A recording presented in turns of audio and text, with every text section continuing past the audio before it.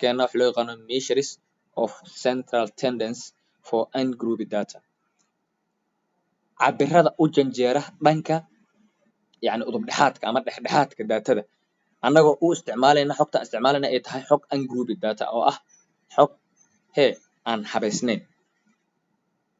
We often represent a data by numerical summary measures. Badanaa waxaan xogta usoo bandhignaa qaab ama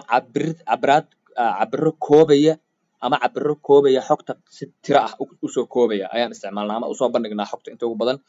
Usually called the typical values. Badanaana waxaa loo magacaabaa sida caadiga waxaa loo yaqaanaa typical values ayaa loo yaqaanaa. A measure of central tendency. Marka cabir u janjeera dhanka centerka daatada ama se udub dhexaadka daatada cabir u janjeera gives wuxuuna siiyaa the center of a histogram. Wuxuuna siiyaa tusaale ahaan wuxuuna siiyaa dhexdhexaadka histogram. Yani markaan xogta qaab aan usoo bandhigno histogram ah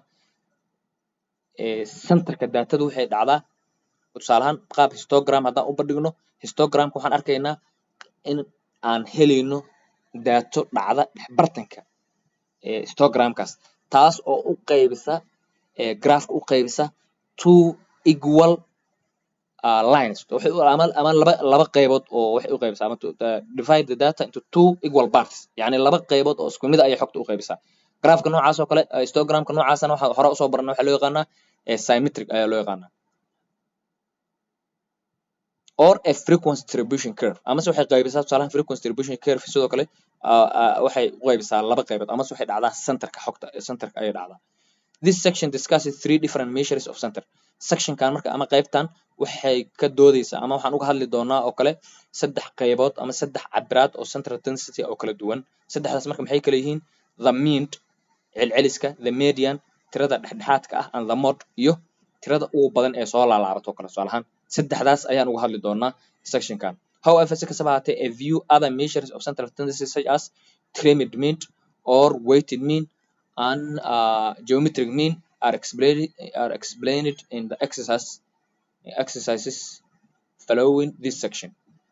Si kastaba ha ahaatee casharka waxaa kaloo ku jira oo lagu sharxay waxa loo yaqaano trimmed mean waxa loo yaqaano sidoo kale weighted mean iyo geometric mean.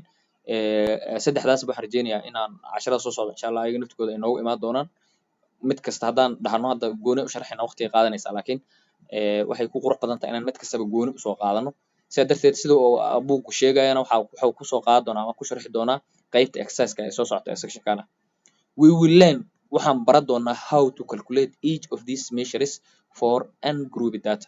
Waxaan baran doonaa sida loo xisaabiyo mid kasta oo cabiradan ka mid ah sida loogu xisaabiyo xog ah ama xog aan habaysnayn oo kale markaad haysatid. Recall waxaad soo xasuustaa from chapter 2 that the data that give information on each member of a population or sample individually are called ungrouped data. Waxaan soo xasuusanaynaa chapterkii labaad haddaad xasuustiin waxaan kusoo baranay wax loo yaqaano ungrouped data. Marka xog kasta amase xog kasta oo tilmaamaysa amase xog kasta oo yani sheegaysa xubin kasta oo population kamid ah amase sambalka kamid ah si shakhsi ah u sheegaysa ayaa waxaa loo yaqaanaa ungrouped data. Yani xogta intaanan sameynin marka koowaad aadan qaab listi ah oo ascending ama descending order labada qaab nooc rabta ahaatee aadan xogtii kala hormarinin oo aadan qaab listi ah oo diyaarsan oo order form haddaadan xogta u diyaarin oo aad u haysato qof kasta haddaad tusaalahaan aan warqad ku haysto qof kasta magaciisa iyo natiijadiisa oo kale tusaalahaan haddaa haysto ama natiijadii isku dhex yaacsan aan haysto oo kale xogtaas oo kale maxaa loo yaqaanaa ungrouped data. Waana hore usoo baranay whereas grouped data halka grouped data ay tahay grouped data are presented in the form of a frequency distribution table. Halka xogta habaysanna loo soo bandhigo qaab ah frequency distribution table qaab ah ayaa loo soo bandhigo.